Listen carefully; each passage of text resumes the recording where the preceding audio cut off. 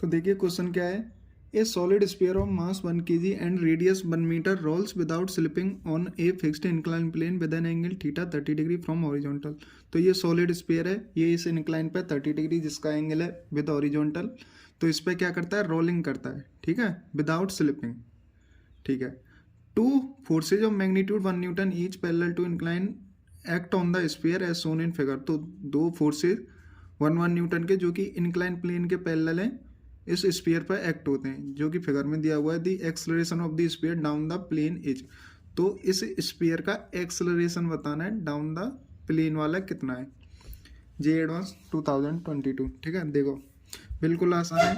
इसमें क्या है, पहली बात, जो ये स्फीयर है डाउन द इंक्लाइन क्या कर रहा है, रोलिंग कर रहा है, रोल विदाउट स्लिपिंग।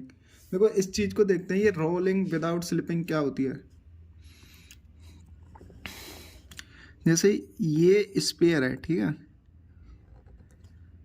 ये एक पॉइंट पी है, ठीक है। अब देखो स्लिपिंग का मतलब क्या होता है और रोलिंग का मतलब क्या होता है। रोलिंग का मतलब है कि जो पॉइंट इस स्फीयर का इस इंक्लाइन के कांटेक्ट में है उसकी रिलेटिव वेलोसिटी इस इंक्लाइन के रेस्पेक्ट में हमेशा क्या होगी, जीरो। अब देखो जैसे पी पॉइंट है, इसकी वेलोसिटी इस इंक्लाइन प्लेन के रेस्पेक्ट में क्या होगी, जीरो। आप कहेंगे देखो ये तो घूम के नीचे जा रहा है तो इसकी वेलोसिटी कैसे जीरो होगी, नहीं, इसकी वेलोसिटी हमेशा जीरो ही होगी अगर रोलिंग कर रहा है तो। देखो कैसे, मान के चलो ये पी कांटेक्ट में, ठीक है, मान के चलो ये वी ऐसे जा रहा है, ठीक है, और ये रोल कर रहा है, घूम भी रहा है, मान के चलो एंगुलर वेलोसिटी ओमेगा इसकी।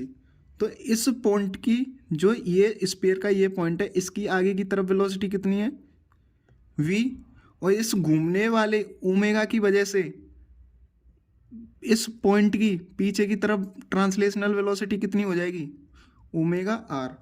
अगर रोलिंग करनी है तो इस पॉइंट को हमेशा किस में रहना होगा, रेस्ट में। तो इस पॉइंट की नेट वेलोसिटी कितनी होगी, जीरो, मतलब v minus omega are equal to zero, v equal to omega are. देखो कुछ टाइम बाद ये मान के चलो ये पॉइंट है q, ये आएगा नीचे, तो ये पॉइंट चेंज हुआ तो इस इंक्लाइन को लगेगा अब ये q रेस्ट में है। तो हमेशा जो भी पॉइंट नीचे नीचे आएंगे वो इस इंक्लाइन के पास आएंगे, वो हमेशा किस में होंगे, इंक्लाइन प्लेन के रेस्पेक्ट में, रेस्ट में होंगे, मतलब उस पॉइंट की नेट वेलोसिटी क्या होगी, जीरो। तो v तो ट्रांसलेशनल की वजह से, ओमेगा आर रोटेशनल की वजह से, तो v इधर है, ओमेगा आर इधर है, तो v equal to omega are होगी, तभी तो ये रेस्ट में रहेगा, तो v equal to omega are. देखो स्लिपिंग का मतलब क्या होता है, अगर ये स्लिप करता तो ये जो पॉइंट है ना p, हमेशा p रहता और ये घिसता हुआ जाता इसके ऊपर। अब देखो यहाँ तो पॉइंट ये q चेंज घूम गया और स्लिपिंग में हमेशा p रहता, तो ये तो रेस्ट में इंक्लाइन प्लेन, तो ये कुछ v से जाता तो नेट वेलोसिटी आ जाती, तो वो रोलिंग नहीं होती, मतलब क्या होती, वो स्लिपिंग। अब देखो पहली बात ये बात समझ में आई। अब देखो जो ये क्वेश्चन है यहाँ पे, इसको एंगुलर वेलोसिटी ओमेगा है मान के चलो। अब एक बात बताओ, इसको घुमा कौन रहा है भाई, इसको कौन घुमा रहा है, ये नीचे जा रहा है घूमते हुए, कौन घुमा रहा है। देखो घुमाने के लिए इसको टॉर्क कौन प्रोवाइड कर रहा है, तो सबसे पहली बात यहाँ पर फ्रिक्शनल फोर्स है जो कि इसको घुमाने का काम कर रहा है।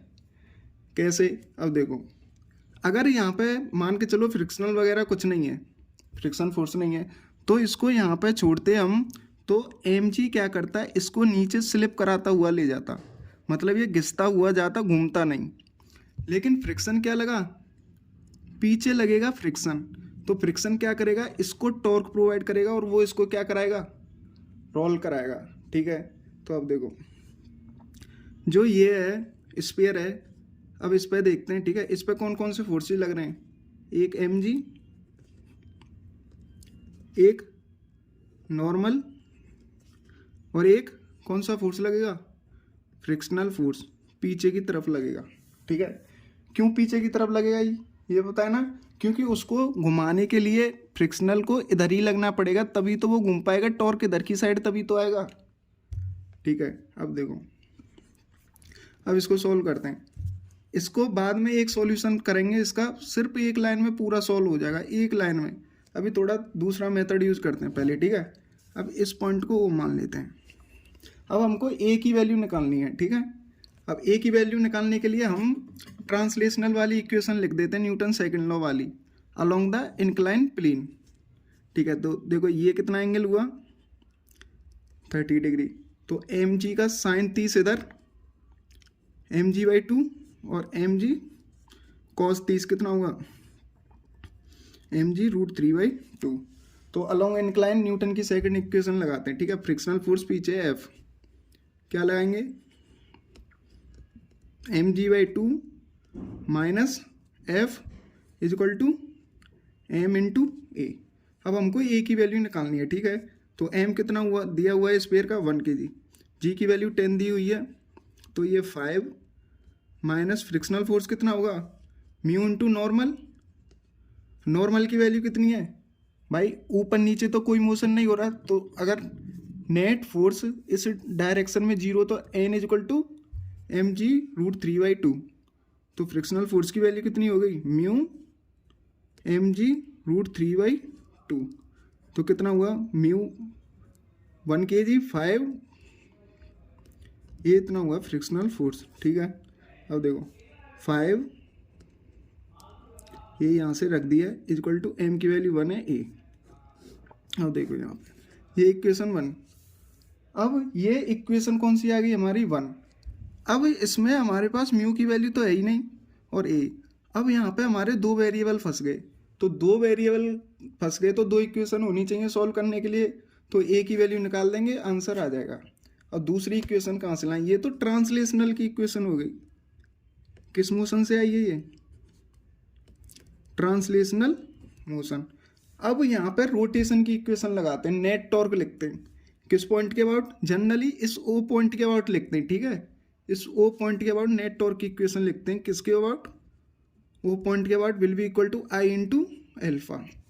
मान के चलो एंगुलर एक्सेलरेशन कितना है, एल्फा। देखो नेट टॉर्क किस किस का, इस ओ पॉइंट के अबाउट नॉर्मल का प्लस एम जी का प्लस फ्रिक्शन का।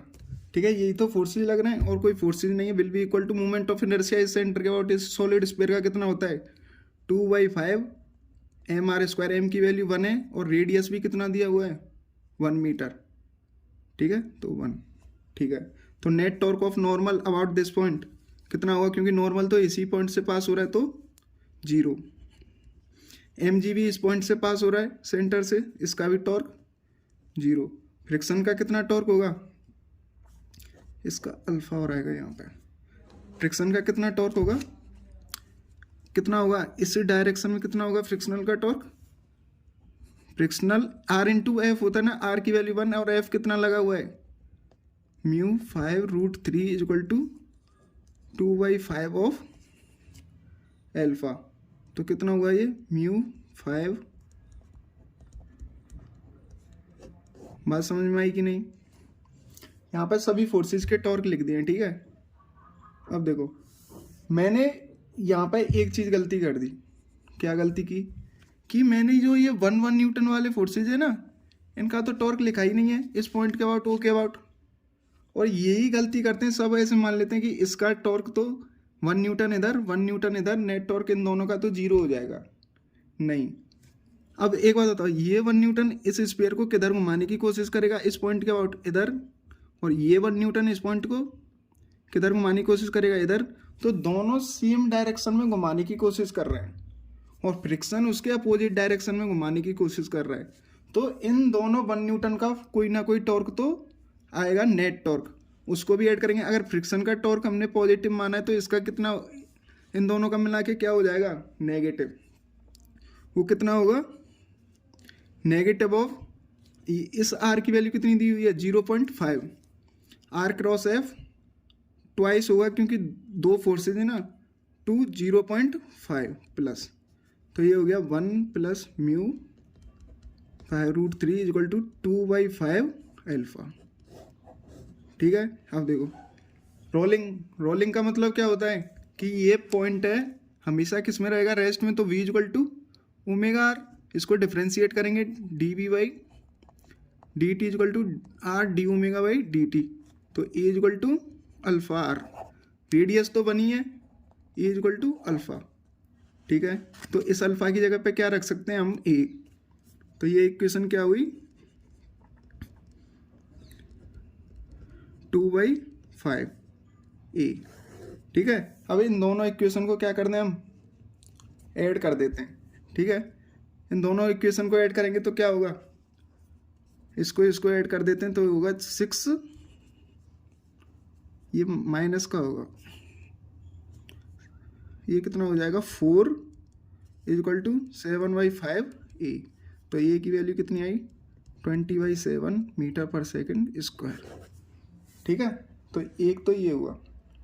अब एक बार देखो, ये सॉल्यूशन हो गया। ठीक है, अब बिल्कुल आसान एक लाइन में सॉल्यूशन देखते हैं। देखो, जो ये इंक्लाइन प्लेन है और ये स्फीयर है, ये पॉइंट पी है।